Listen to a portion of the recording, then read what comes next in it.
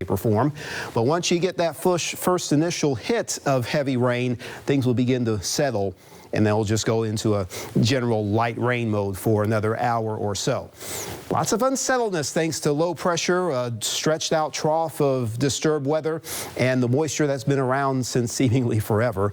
That's helping to produce these evening and late night showers that will continue to push towards the west through the night.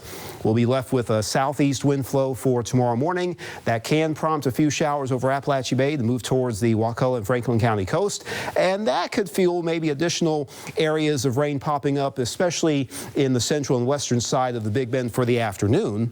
And then the east coast sea breeze can work its way into the Swanee Valley during the evening. So in total, I think about 70% of us will get in on rain at some point in time, but that does not mean it'll be raining all the time everywhere.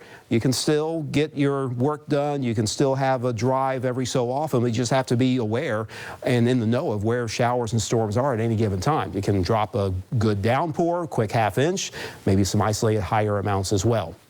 This unsettledness gets shoved to the west eventually by the weekend, and then we get the return of the high-pressure ridge. We maintain south winds that keep things muggy, but then that high and the upper component, it locks in on Sunday, and that's really going to boost temperatures and put a downward trend on the rain production. So yes, that combination, we had it recently, we'll have it again, and it means highs in the upper half of the 90s.